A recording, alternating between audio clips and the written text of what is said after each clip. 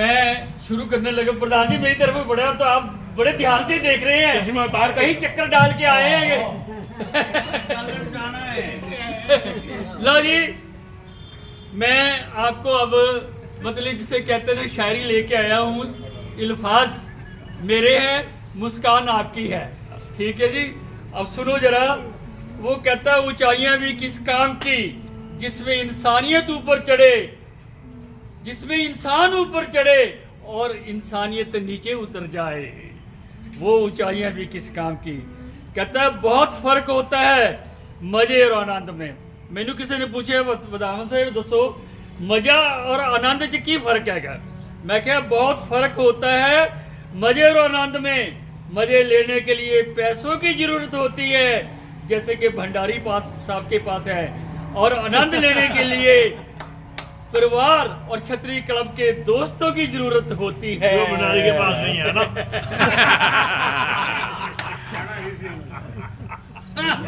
भंडारी साहब के पास दोनों है। भंडारी साहब का बड़ा जी पूछो ना, बड़ा रुतबा है ना। पूछो ना।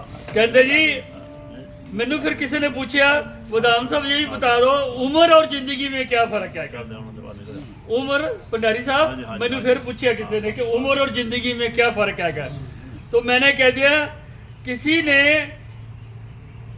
कहता उम्र और जिंदगी में क्या फर्क है। मैंने कहा जो अपनों के बिना बीते वो उम्र होती है, जो अपनों के बिना बीते वो उम्र होती है, जो आप जैसे दोस्तों के साथ बीते उसे जिंदगी होती है, वो जिंदगी होती है। आज से ये अपने पल्ले बांध लो। कहते जी आज से आप अपने पल्ले बांध लो। मिस्त्री, स्त्री और मिस्त्री, स्त्री मैंने औरत, स्त्री और मिस्त्री से टकराने का मतलब है घर का नक्शा बदल जाना है जी। घर का दोनों जो टकर गए ना उन्हें कहना नहीं है द्वार इधर नू कटो, उन्हें कहना इधर नू कटो, तो घर का नक्शा बदल जाना। कहते फिर कहते जी चिंता और चिता में बहस होगी। चिंता कहती कि भंडारी साहब थोड़ा ख्याल और पासे है क्या, कोई याद कर रही है लगता है क्या उत्थे सीनियर सिटीजन मैंबर हैगी कोई। फिर मैनू पूछे जी अच्छा लड़ पई है जी चिंता और चिता आपस च। वो कहती है मैं बड़ी हाँ, वो कहती है मैं बड़ी हैगी। वो कहते दसो किवें।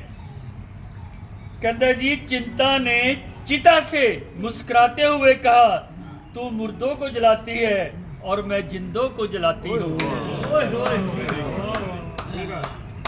कहते जिंदगी के इस सफर में, जिंदगी के एक सफर में ना बादशाह चलता है, तीन पत्ती चलता है ना, बादशाह यक्का और किन्ने या तीन यक्के। जिंदगी के इस सफर में ना बादशाह चलता है ना इक्का चलता है, ये खेल है कर्मों का, यहाँ सिर्फ कर्मों का सिक्का चलता है, यहाँ सिर्फ बेगम चलती है।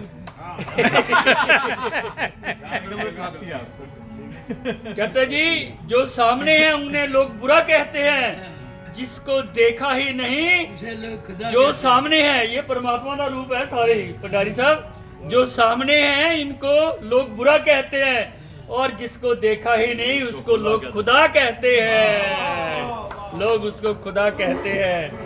कहता जी भंडारी साहब तो देखो एडे बड़े बंदे ने कि इन्हां उत्ते मैं थोड़ी लैके आया मेरे पर काफी हो लिया खब्बे सज्जे देखो। नहीं कहते ऐसे इंसान ने जी ये वाले ना बड़े सेंट्री फॉर जिन्होंने कहते हैं कि सोशल वर्कर है ने कि, और हुण सीनियर सिटीजन का ये प्रेजिडेंट का इलैक्शन भी लड़ रहे हैं। परमात्मा करे कि जित जान फिर सानू पार्टी जरूर देंगे, सानू पता कहने की लोड़ नहीं है। मैं कल सवेरे 9 बजे पहला दे देना। कहते नहीं पहले नहीं कहते भंडारी साहब थे जी। कहते इस बदलते दौर में इंसान बने रहना एक बहुत बड़ी बात है। इस बदलते दौर में इंसान बने रहना एक बहुत बड़ी बात है। इस रंग बदलती दुनिया में अगर कोई दूसरों का दर्द लेने को हर वक्त तैयार रहे, उस हमदर्द इंसान के लिए कुछ भी लिखा जाए तो वो भी कम होगा, वो भी कम होगा। फिर भी मैं ऐसे हमदर्द इंसान के लिए, इधर कैमरा करो जी, फिर भी मैं ऐसे हमदर्द इंसान के लिए शहरी के, फिर भी मैं ऐसे हमदर्द इंसान के लिए शहरी के गुलशन से कुछ महकते चुनिंदा शेर इनकी नज़र में करता हूँ। सुना है आज समुंदर में बड़ा गुमान आया है। भंडारी साहब को पता लग गया भी किश्तियां चल रही ने, डूब गई ने। सुना है आज समुंदर में बड़ा गुमान आया है। भंडारी साहब कहते हैं उधर ही ले चलो मेरी किश्ती को जहां आज तूफान आया है। सबनों स्टेप रिहेबिलिटेट कर देना सी इन्होंने कहा। कहते जी तलाश मेरी थी और भटक रही थी वो, दिल मेरा था और धड़क रही थी वो। प्यार का ताल्लुक भी अजीब होता है, आंसू मेरे थे और सिसक रही थी वो। तो मार के दम लेंगे। कहते हैं उल्फतों के मारों से ना पूछो आलम इंतजार का। उल्फत के मारों से ना पूछो आलम इंतजार का। पतझड़ सी जिंदगी ख्याल बार बार आता है बहार का। ये पतझड़ की जिंदगी है ना, तो जिन्होंने कहते बुढ़ापा पतझड़ वर्गा होता है। पतझड़ सी ये जिंदगी पर ख्याल आता है बार बार बहार का। कभी हम पर जो जान दिया करते थे, जो हम कहते थे वो मान लिया करते थे। थोड़ी पड़ोसन की गल हैगी कि कहते हैं जो कभी हम पर जान दिया करते थे वो हम कहते हैं, जो हम कहते थे वो मान लिया करते थे। अब मोहल्ले में पास से अनजान बनकर गुजर जाती है, जो कभी दूर से भी हमें पहचान लिया करते थे, दूर से भी पहचान लिया करते थे। चलो जी, बहुत अच्छा।